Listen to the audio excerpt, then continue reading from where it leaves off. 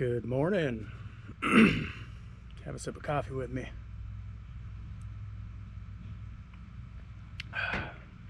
Thanks for coming back to the undeserved flavor. Haven't been posting a whole lot lately because I just haven't been able to find the time. And then on top of that, when I do get the time to continue this, well, number one, it's hard to get an opportunity to get alone for 45 minutes or an hour, whatever it takes to get through an entire chapter. And then beyond that, the time it takes to actually sit down on the computer and edit it. We're gonna get right into it. So today, this will be episode 2 of the Inescapable Love of God. Now I know I probably should have titled it differently because that's kind of confusing since I'm not actually reading chapter 2. I already read chapter 2 in episode 1. Today I'm going to read chapter 3, and I don't have my mic on because I actually lost the camera that had the microphone input. So I still have my microphone, but I can't plug it into this camera until I get a new mic adapter.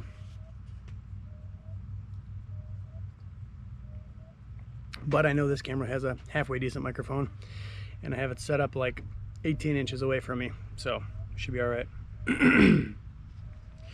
Chapter 3 in The Inescapable Love of God by Thomas Talbott is titled A Legacy of Fear and Persecution.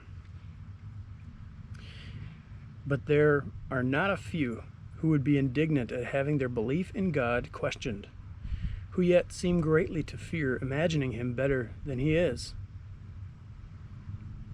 George MacDonald.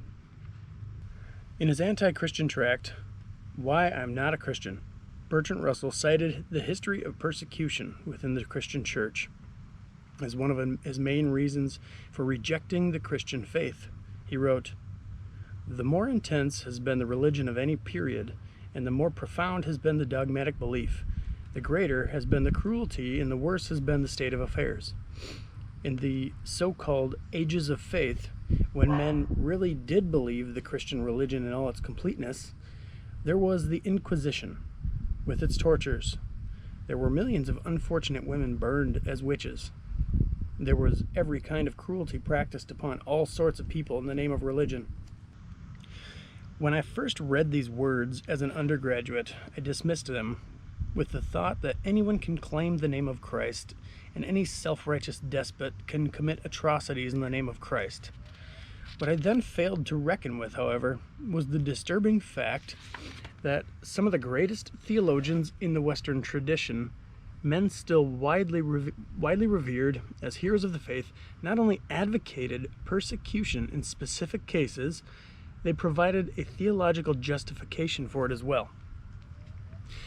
I am now inclined to take Russell's criticism much more seriously than I once did. For, as I now see the matter, the legacy of persecution within the Christian church is a symptom of not merely of moral failure within the church, but of theological error as well.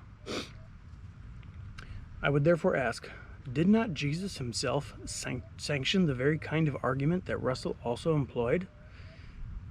When Jesus warned that not all who use his name, not even all who perform mighty works in his name, are true disciples, he explained exactly how to identify true disciples. A sound tree cannot bear evil fruit, nor can a bad tree bear good fruit. Thus you will know them by their fruits. Part of the suggestion here seems to be that a sound doctrine, soundly interpreted, will not bear evil fruit in the lives of those who sincerely embrace it. It will, to the contrary, bear good fruit. And in the gospel accounts, at any rate, Jesus was quite explicit concerning what he meant by good fruit. His true disciples, he insisted, are the peacemakers, those who bring reconciliation, the ones who turn the other cheek and walk the second mile and love their enemies and bear the burdens of others. Similarly for Paul, the fruit of the Spirit is likewise, he likewise insisted, includes, among other things, love, joy, peace, patience, and kindness. Whereas the works of the flesh include enmities, strife, jealousy, anger, quarrels, dissension, and factions. So, if a sound doctrine, soundly interpreted, does not produce evil fruit in the lives of those who sincerely embrace it, then we are entitled, I believe, to regard acts of persecution within the Christian church as a symptom of unsound doctrine or theological error. That there are complexities and difficulties in evaluating such matters, I doubt not at all. But the fact is that specific theological ideas seem to lie behind the disgraceful history of persecution, murder, and even protracted torture within the Christian church. Nor need it be any mystery what those ideas are, since a number of Christian theologians, beginning with St. Augustine, have explained them with great clarity, have explained exactly why, in their opinion, the use of the sword to terrorize pagans and heretics is theologically justified. Not every idea to which some persecutor appeals is, of course, automatically suspect. But when a religious doctrine appears consistently and over a long period of time to have destructive effects in the lives of those who accept it, then we have prima facie reason, surely, to question its soundness. As Jesus said, a sound tree cannot, consistently and over a long period of time, bear evil fruit. Theology and the Politics of Terror. I first heard the name Miguel Servetus, 1511 to 53 AD, who the Calvinists in Geneva burned over green wood so that it took 3 hours for him to be pronounced dead, in an undergraduate history class. Here was a man who the Christian authorities of a Christian city executed. Even though he had committed no crime in their city, he was executed solely for his anti-Trinitarian views, because he disagreed with Calvin on some fine points of abstract theology. Nor is there any doubt that Calvin himself engineered the arrest, conviction, and execution of this heretic. Nor was Servetus the only heretic whom Calvin wanted to put to death. Previously, he had sought unsuccessfully the death of Jerome Balzac because of a disagreement over Sebastian Castillo, charged with heresy, principally because the latter had criticized the burning of Servetus.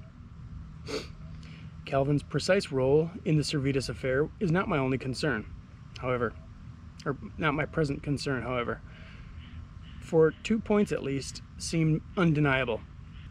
First, as a letter to his friend Guillaume Farel illustrates, Calvin had desired the death of Servetus for many years. After the sharp-tongued, exasperating Spaniard sent Calvin a copy of the Institutes of the Christian Religion, in which he had marked its supposed errors, Calvin penned these portentous words: "Servetus lately wrote to me, and coupled with his letter, a long volume of his delirious fancies, with the Thrasonic boast that I should see something astonishing and unheard of. He would like to come here, if it is agreeable to me, but I do not wish to pledge my word for his safety, for if he comes here, I will never let him depart alive, if I have any authority."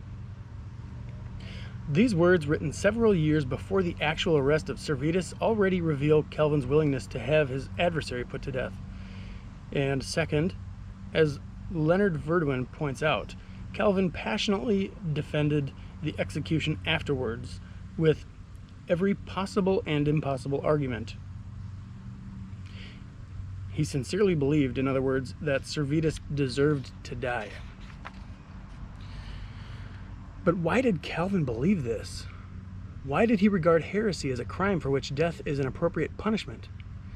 It is no answer merely to point out in the present context that Calvin was himself the product of an intolerant age, for though that may be true enough, it does not explain the theological roots for the intolerance.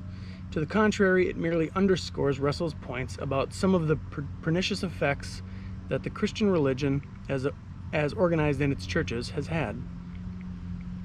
Are we not talking about a Christian age, after all?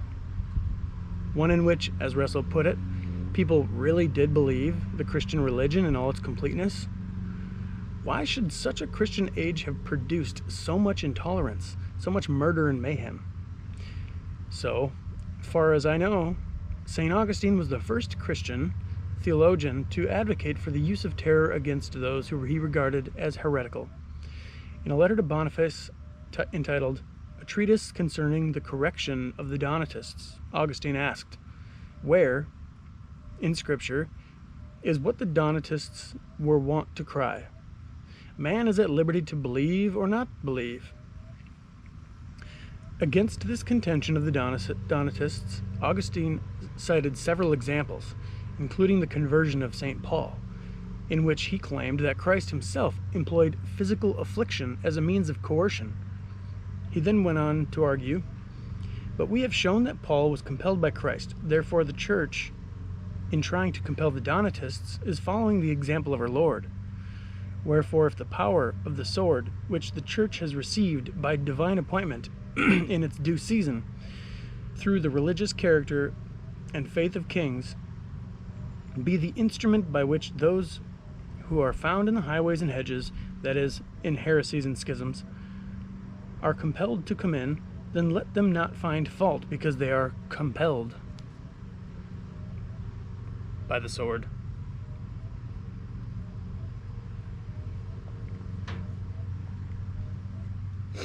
Here Augustine made the remarkable claim that in coercing the Donatists through physical affliction, the Church was merely following the example of our Lord. But that does not explain why he considered the use of such coercive measures justified. Why should anyone, even the Lord himself, be justified in coercing people into the Church against their will?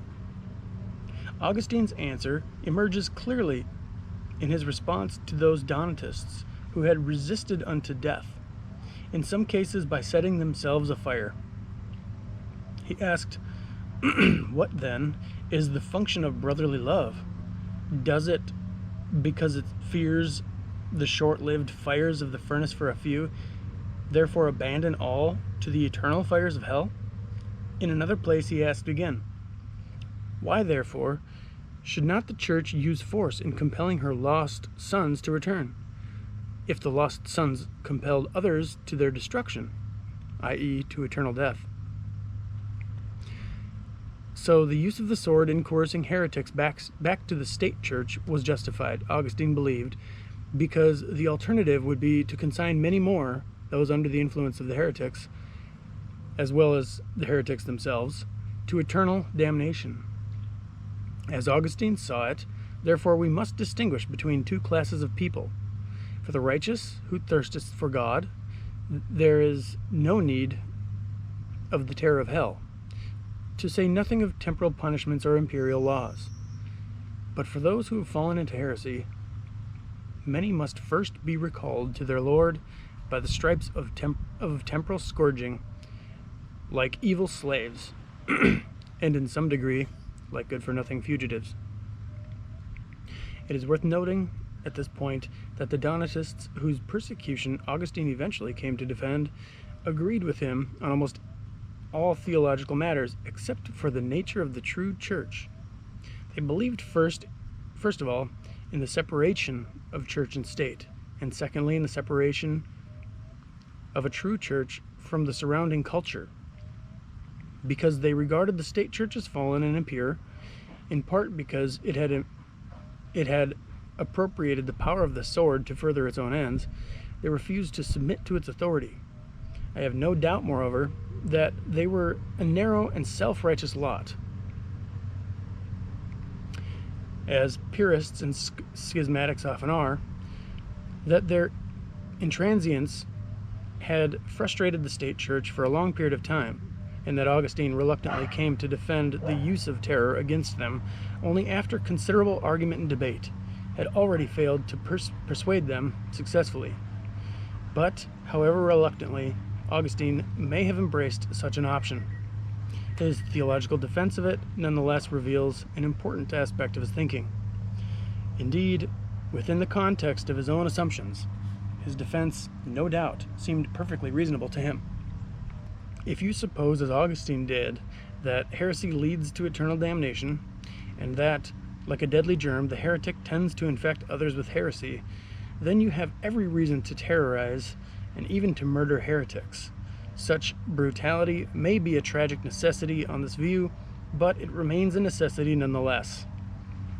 Though Augustine may have been the first Christian theologian to argue against freedom of conscience in religious matters, he was by no means the last. His arguments were repeated throughout the Middle Ages, and then were picked up by the Protestant reformers. Like Augustine, Calvin too regarded heresy as a crime worse than murder. The mockers, quote, who would suffer all false doctrines are not only traitors to God, but enemies of the human race. They would bring poor souls to perdition and ruin, and are worse than murderers.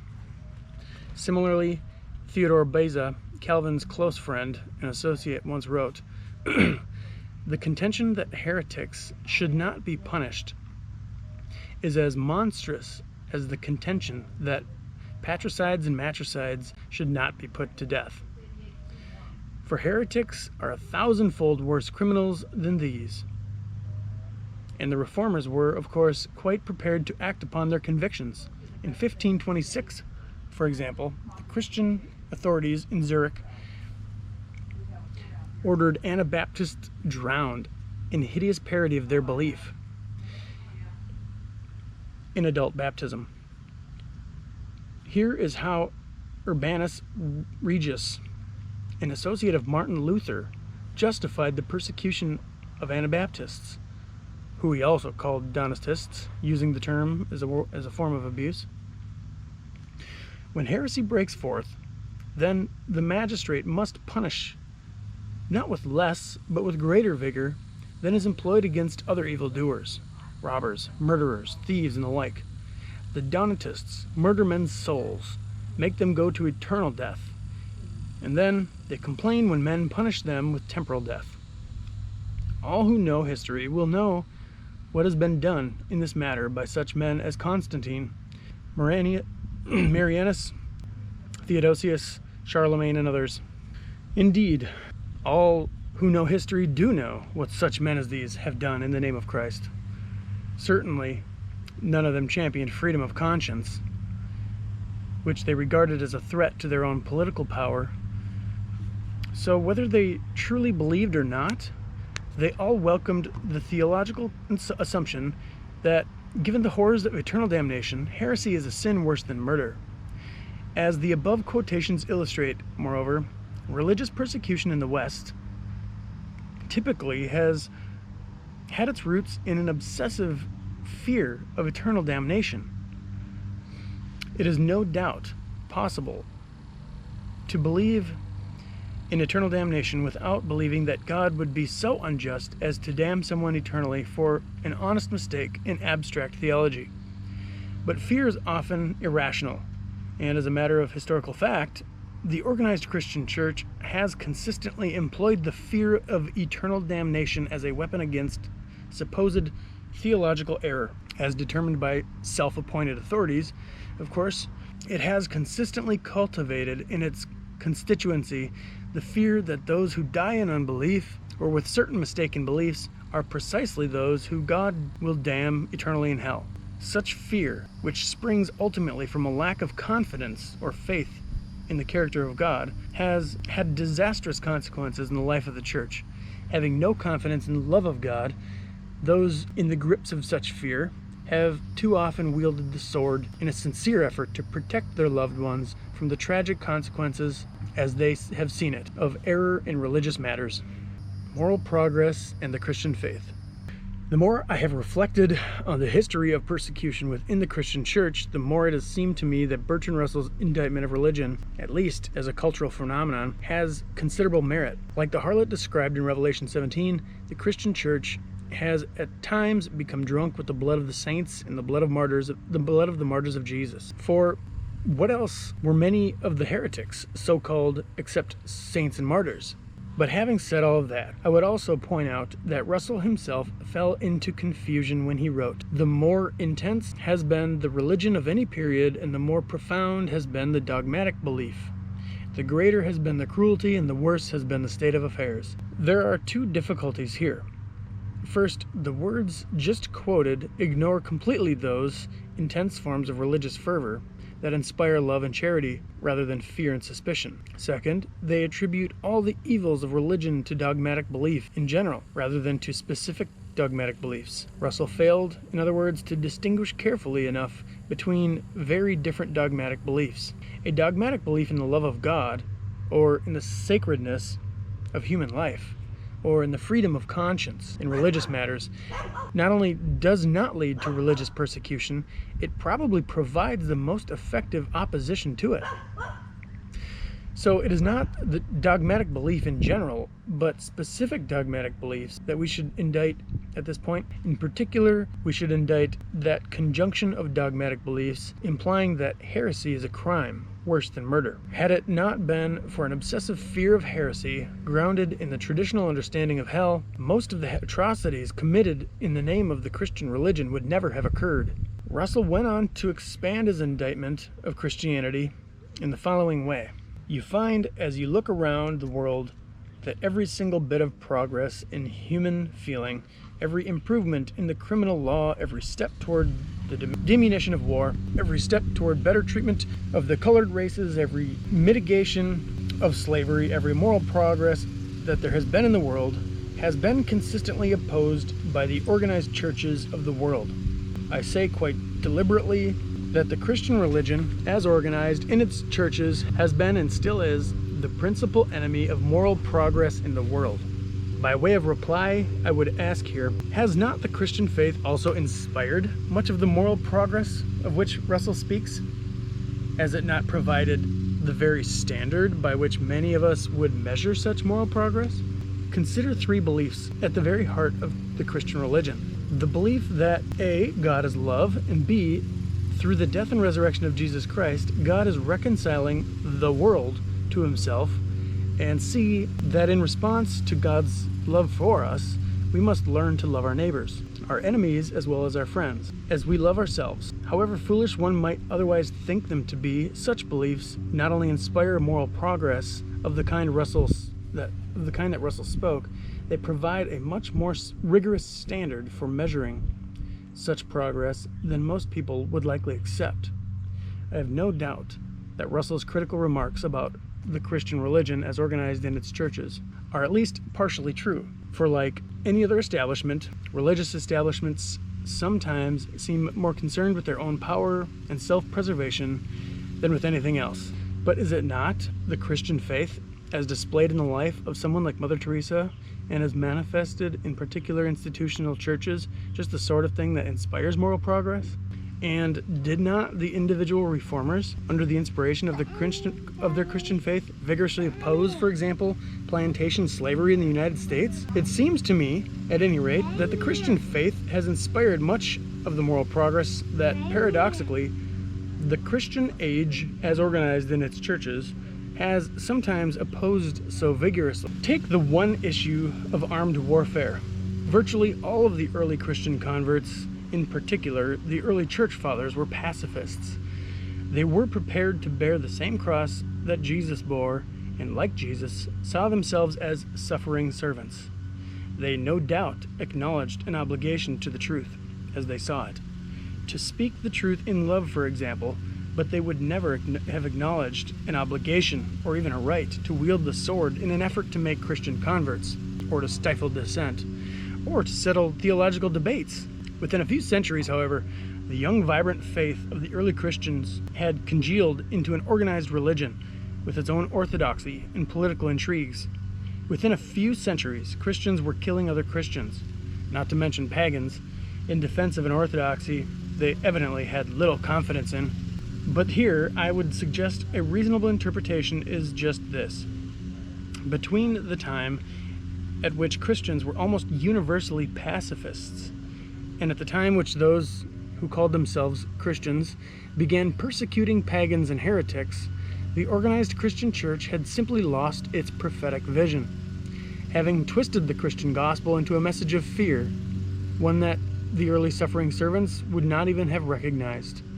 It then felt compelled to defend its message of fear with the weapons of fear. So in that sense, perhaps the Christian church did become an obstacle not only to moral progress, but to genuine Christian faith as well.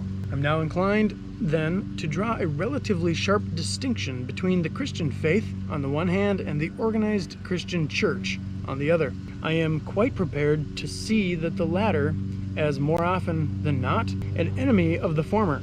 Not that the organized Christian church is any worse than any other human institution. On the whole, it's just no better, nor should we expect it to be any better. We humans tend to make a mess of all our institutions. Our religious institutions are no different from any other in this regard. That those who call themselves Christians have made a mess of the Christian religion is no more surprising, I would suggest, than that the scribes and Pharisees during the New Testament times made a mess of the Jewish religion, or that Islamic fundamentalists in our own day have made a mess of the Muslim religion. Accordingly, though I still believe in religious inspiration and divine revelation and the prophetic word, and though I still regard the Christian faith as one of the principal sources, if not the principal source, of moral and spiritual enlightenment, I also believe that over time our religious organizations inevitably twist and distort the very prophetic word they were instituted to preserve. They inevitably twist a message of love and hope into a message of fear. The destructive power of fear. Having conceded that Russell's indictment of the Christian church has some merit, I would also, in an effort to strike a balance, caution against an overly moralistic attitude towards history. Here, I mean to caution myself as much as anyone else. We who have enjoyed religious liberty all our lives no doubt find it easy, too easy I should think, to regard those Christian authorities who misused their power in the past as unmitigated villains. But we also need to bear in mind at this point the complexity of historical events, whether be it the Spanish Inquisitors, who murdered heretics on a regular basis, the Calvinists who murdered Servetus and countless Anabaptists, or the Puritans in Salem, Massachusetts, who hanged young women charged with witchcraft. The real villains in such episodes are not those who in their own historical circumstances may have acted as well as they could. The real villains are the fear that inspired such acts of terror in the first place, and the religious ideas, such as the doctrine of eternal damnation, that kindled the fear.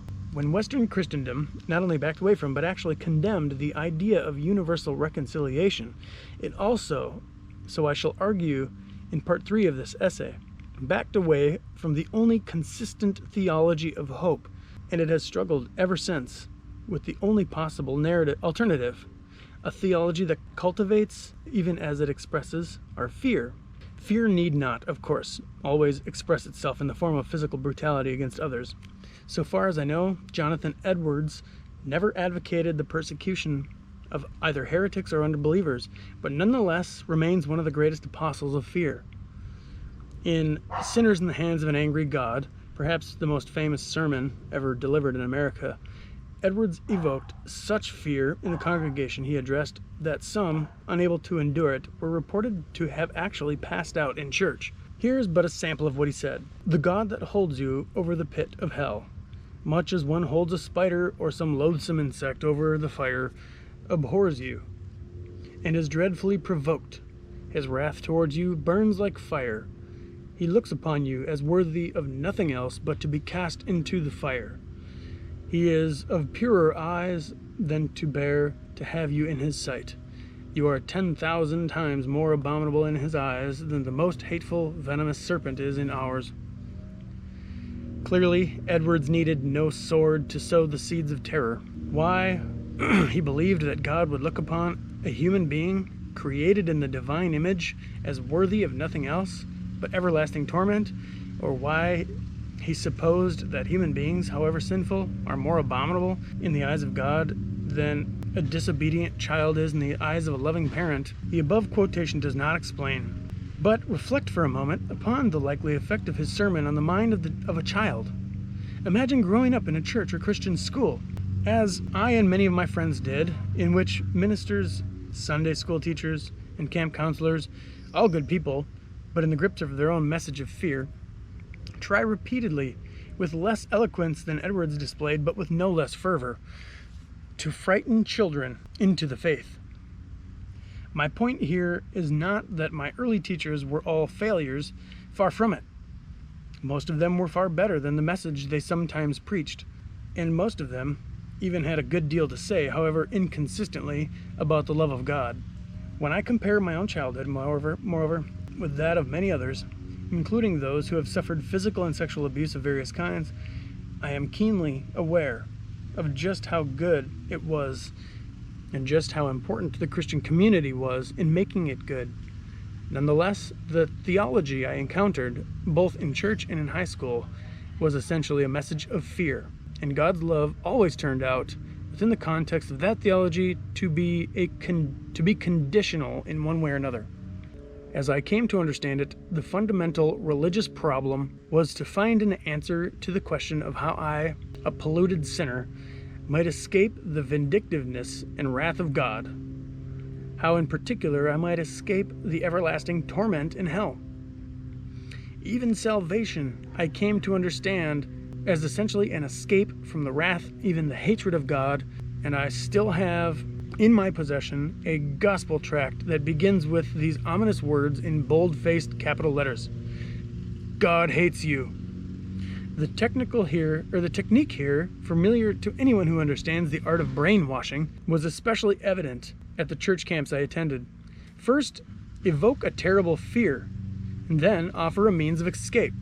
According to a host of teachers whom I encountered in my youth, Jesus Christ, who died for us, subsequently raised from the dead, provided the means whereby we might escape the wrath of God by enduring our punishments for us, by allowing God to vent his wrath on someone other than us. Christ successfully appeased the vindictive God, but then, according to that teaching, vindictiveness and wrath remain ultimate facts about God if we accept Christ as our Savior, if, that is, we respond to the preacher's altar call or submit to the authority of some church. God's vindictive attitude towards us will change. But if we do not accept Christ, if perhaps we should die in our sin, God's vindictive attitude will never change. First, evoke a terrible fear, then offer a means of escape. I'll probably never forget my first job as a teenager when I worked for a contract paint company scraping walls, sandblasting, and cleaning gutters. I'll never forget that job because I was terribly afraid of the boss. Nor was I alone in this. Many of the other workers, particularly those who liked to loaf, were likewise afraid of the boss, whose wrath easily kindled was something to behold. But we also had, fortunately, a good foreman who always stood by us, a kind of mediator between the boss and the working crew. Again and again, the foreman would deflect the boss's anger away from us, or pacify his wrath, or reconcile him to something we were doing. Still, though I was certainly relieved to have someone pacify the boss on my behalf, and on the behalf of the other workers, I never felt comfortable around that man, and I was always glad to see him leave. During that particular summer, anyway, I never felt reconciled to that particular boss. And we have here, I believe, a parable of the twisted gospel. The message of fear that I encountered in the church of my youth. God in his wrath and anger is essentially someone to fear, not because he means to perfect us, but because he may reject us and torment us forever and ever and ever. Because Jesus Christ provides a means of escape, we experience a sense of relief, perhaps, but not a heartfelt love for the one we have learned to fear. Observe how easily a subtle shift of emphasis can twist the New Testament message of hope into a message of fear. As George MacDonald was so fond of pointing out, not one word in the New Testament implies that the vindictiveness and wrath are ultimate facts about God, or that Christ's sacrifice was required in order to appease a vindictive God. A more accurate understanding would be that Christ's death and resurrection was God's sacrifice to us, the means whereby God changes our attitudes and reconciles us to himself. See 2 Corinthians 5:19. It is not a means whereby God's attitude towards us is changed. God's attitude remains the same, yesterday, today, and forever. God is love. That is the rock-bottom fact about God. But the history of organized religion, at least in the Western tradition, is a record of our human resistance to the proclamation of God's love, that his love extends to everyone, and that it is in no way conditional upon human obedience or human faithfulness. As a more recent illustration of such resistance, consider Kenneth Kantzer's Kantzer claim that the biblical answer to the question of human destiny does not satisfy our wishful sentiments. It is a hard and crushing word, devastating to human hope and pride. It is a hard and crushing word, Kantzer evidently believes, because it implies that even if we should escape eternal perdition ourselves, some of our loved ones may not.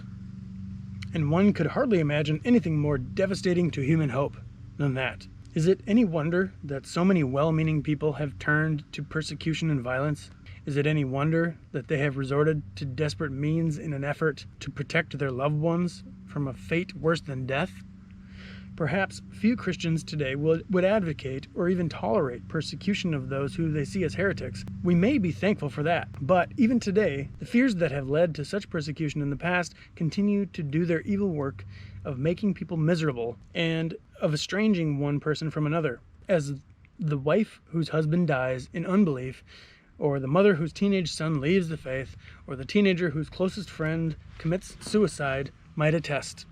A church in the grips of fear has little to offer those most desperate for a word of consolation, little except more pain, misery, or fear. Kantzer claims that this really is the Christian gospel, a hard and crushing word, devastating to human hope. But I shall argue in subsequent chapters that he is simply wrong. I shall try to set forth a radically different picture. We have an audience. Hello, lizard. I shall try to set forth a radically different picture according to which the gospel, if true, really would be, as the word itself implies, good news. Indeed, the best possible news for those in our present human condition. The gospel presents for our consideration a vision of God and his creation that makes one want to shout with joy. A vision that can free us from all of the fear and the guilt and the worry within which we so often imprison ourselves. That vision may not always satisfy our wishful sentiments, Kantzer is right about that, but it does satisfy our deepest yearnings. It may at times devastate human pride, but it could never devastate human hope. It is a vision altogether worthy of being true, and that is also, I believe, an indispensable condition of its being true.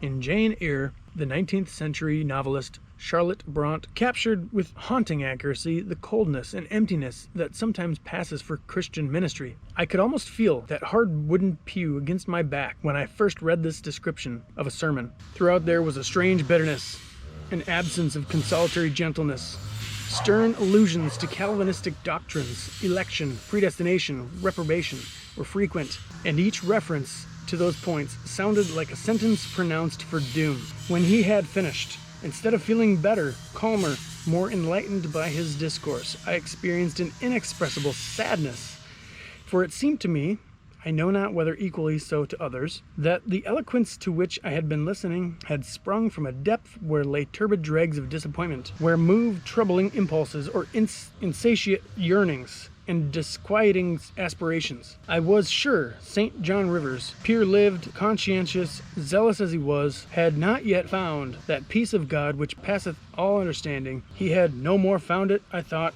than had I. Perhaps few of us in this life have found the peace of God that passes understanding. Many who glibly claim to have found it sooner or later prove by their actions that they have not found it at all.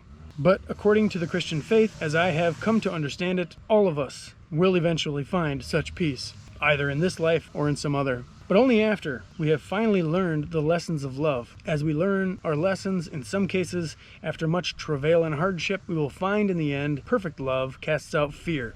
For fear has to do with punishment, and whoever fears has not reached perfection in love. 1 John 4:18. And just as perfect love casts out fear, so also I am persuaded is the New Testament message of love, when rightly understood, the best corrective for a theology that expresses our fear. In the following chapters, therefore, I shall try to create a context, biblical, theological, and philosophical, in which the grounds for hope and the groundlessness of our fears might be more evident to us.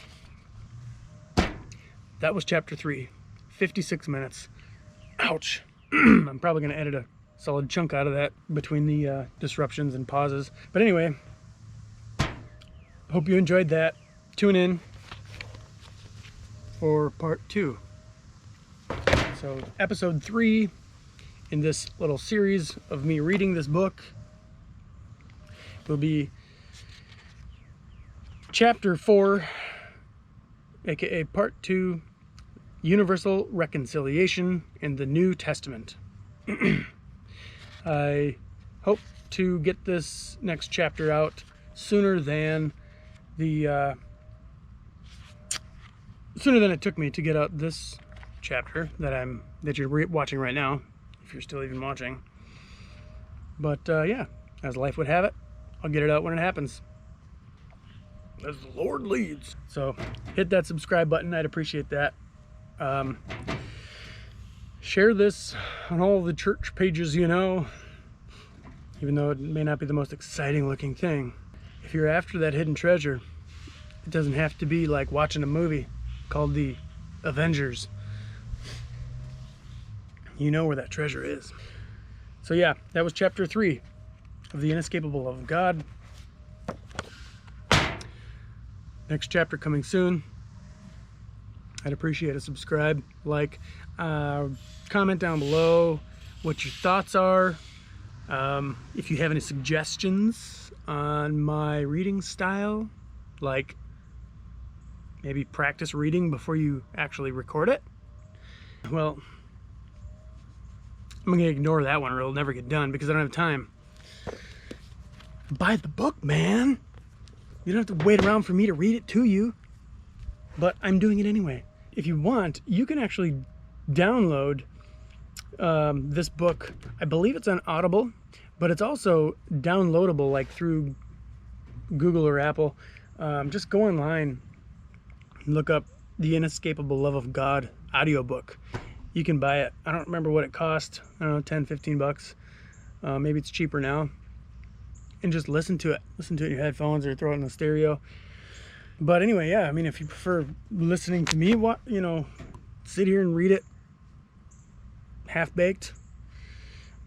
By that I mean not all professionally, edited and recorded and whatever.